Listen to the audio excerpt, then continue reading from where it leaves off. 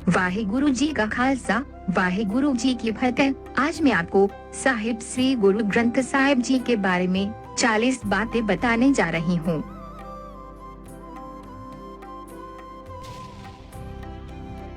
श्री गुरु ग्रंथ साहिब जी। ग्रंथ का अर्थ है सभी ग्रंथों का सार, जिसमें न केवल आध्यात्मिक बल्कि सामाजिक, राजनीतिक, भाषाई और अनेकों ही तरह का ज्ञान है। और गुरु का अर्थ है गुरु, जो हमें अंधेरे से प्रकाश की ओर लेकर जाता है। श्री गुरु ग्रंथ साहिब में बहुत ही कीमती परमात्मा के गुणों का खजाना है। श्री गुरु ग्रंथ साहिब जी के कुल अंक 1430 है। श्री गुरु ग्रंथ साहिब जी के हर एक पेज पर 19 लाइन्स होती हैं। अगर ऊपर या बीच में कोई सिर लिखा जाए तो उनकी गिनती कम हो जाती है। श्री गुरु ग्रंथ साहिब जी में तकरीबन 5800 से भी ज्यादा शब्द मौजूद हैं, जो हमें अपने बारे में, संसार के बारे में और परमात्मा के बारे में ज्ञान देते हैं। श्री गुरु ग्रंथ साहिब जी में तकरीबन 4 लाख वर्ड्स लिखे गए हैं। श्री गुरु ग्रंथ साहिब में बहुत तरह की काव्य शैली लिखी गई है, जैसे कि शब्द, सलूक, अष्टपदी, दुपदे, सोलहे, वार आदि। श्री गुरु ग्रंथ साहिब जी की पूरी वाणी को रागों के आधारित लिखा गया है, ताकि गुरबाणी का भरपूर आनंद लिया जा सके।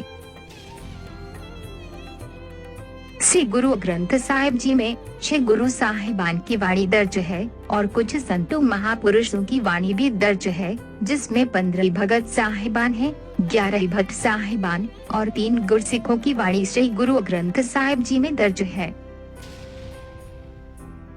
श्री गुरु ग्रंथ साहिब जी को पोती साहिब भी कहा जाता था। श्री गुरु ग्रंथ साहिब जी को एक और नाम भी दिया गया था, वो था आदि ग्रंथ साहिब। ये नाम गुरु अर्जन साहिब जी ने दिया था।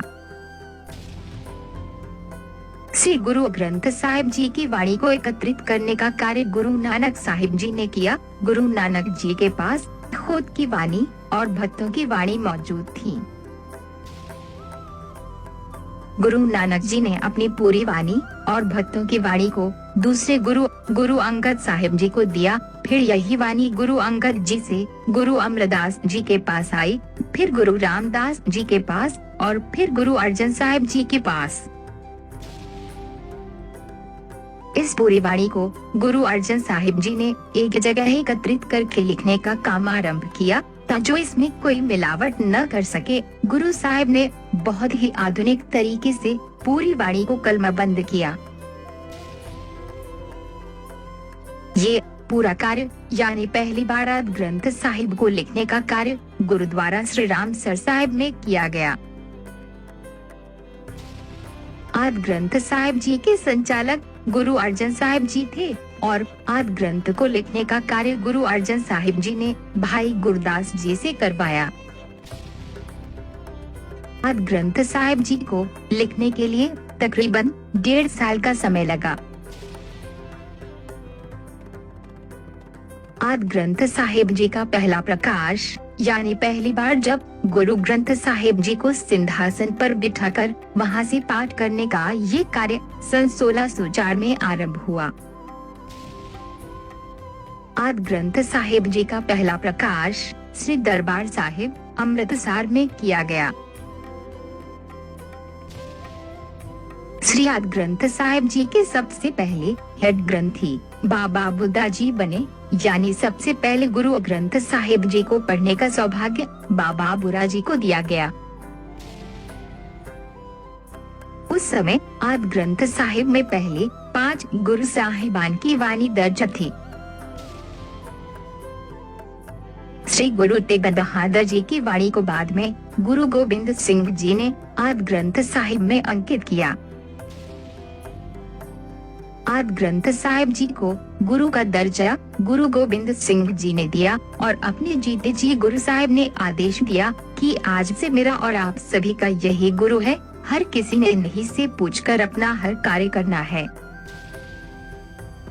गुरु ग्रंथ साहिब में जिन 15 भक्तों की वाणी दर्ज है, उनके नाम है भक्त बनी जी, भक्त भीखन जी, भक्त धन्ना जी, भक्त शेख फरीद जी, भक्त जयदेव जी, भक्त कबीर जी, भक्त नामदेव जी, भक्त परमानंद जी, भक्त पीपा जी, भक्त रामानंद जी, भक्त रविदास जी, भक्त सधन्ना जी, भक्त सन जी, भक्त सूरदास जी, भक्त त्रिलोचन जी। अगर राग की बात की जाए तो श्री गुरु ग्रंथ साहिब जी में कुल 31 राग हैं। श्री गुरु ग्रंथ साहिब जी की शुरुआत मूल मंत्र से होती है। श्री गुरु ग्रंथ साहिब जी की सबसे पहली वाणी है जपजी साहिब जी की। श्री गुरु ग्रंथ साहिब जी में ढेर सारी वाणियां दर्ज है, जिनमें से कुछ के नाम में बताती हूँ, जैसे सुंदर, रहेरास, सोहला, वनजारा, कड़हले, सुखमनी, बिरहड़े, अलाहनिया, कुशजी, सुचजी, गुणवंती, घोड़िया, पहरे, आनंद, ओंकार, सिद्ध गोसठ, अजलिया, मुंदावनी आदि अनेकों ही वाणियां, जिनमें जीवन का पूरा ज्ञान और परमात्मा का पूरा गुणगान बसा है। श्री गुरु ग्रंथ साहिब जी की पूरी वाणी को गुरमुखी लिपि में लिखा गया है। अगर बोलने के हिसाब से देखें तो इसमें हिंदी, संस्कृत, फारसी, उर्दू और संत भाषा के काफी शब्द मिल जाते हैं और कहीं कहीं गुजराती, राजस्थानी, पंजाबी के कई रूप और भी भाषाओं के कुछ शब्द मिलते हैं, लेकिन लिपि यानी स्क्रिप्ट केवल गुरमुखी ही है। श्री गुरु ग्रंथ साहिब जी को गुरमुखी में इसलिए लिखा ताकि इसमें छुपी हुई व्याकरण को समझकर गुरबानी के अर्थ किए जा सके। ये कार्य किसी और भाषा में ही नहीं हो सकता था। श्री गुरु ग्रंथ साहिब जी को हमेशा एक सिंहासन पर रखा जाता है, एक राजा की तरह, और उनके सिर पर चबड़ झुलाया जाता है। गुरु ग्रंथ साहिब जी के सिंहासन यानी पालकी साहिब के ऊपर चंदुआ सजाया जाता है, जिसे सजाने का अर्थ है कि गुरु साहिब के दरबार में कोई भी आ सकता है। ये सभी का साझा दरबार है। श्री गुरु ग्रंथ साहिब जी के बराबर न कोई गद्दी लगाकर बैठ सकता है और न ही कोई अन्य ग्रंथ की स्थापना की जा सकती है। ये सिख रहित मर्यादा में लिखा गया है। श्री गुरु ग्रंथ साहिब दुनिया के एक ऐसे गुरु हैं जिन्हें भारत की अदालत ने भी जीवित गुरु की उपाधि दी हुई है, और गुरु साहिब के नाम पर जमीन को खरीदा भी जा सकता है, मगर उसे बेचा नहीं जा सकता। श्री गुरु ग्रंथ साहिब जी हमें 5 चीजों को नियंत्रण में रखने के लिए कहते हैं। वो है काम, क्रोध, लोभ, मोह और अहंकार।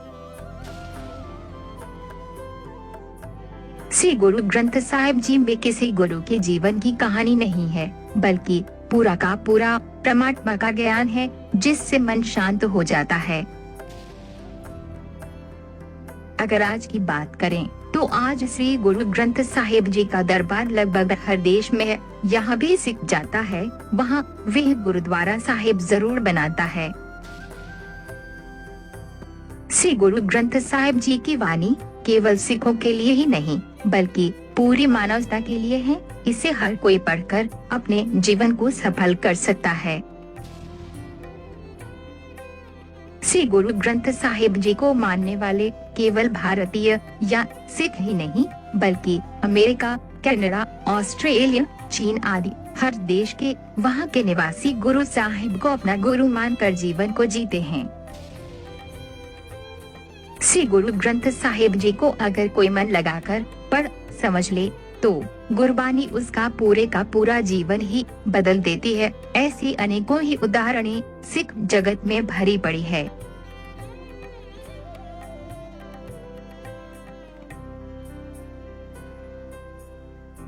ये थी कुछ जानकारी श्री गुरु ग्रंथ साहिब जी के बारे में। कुछ और जानकारी और गुरबानी की वीडियो को देखने के लिए बने रहे इस पेज के साथ। धन्यवाद। वाहे गुरु जी का खालसा, वाहे गुरु जी की फतेह।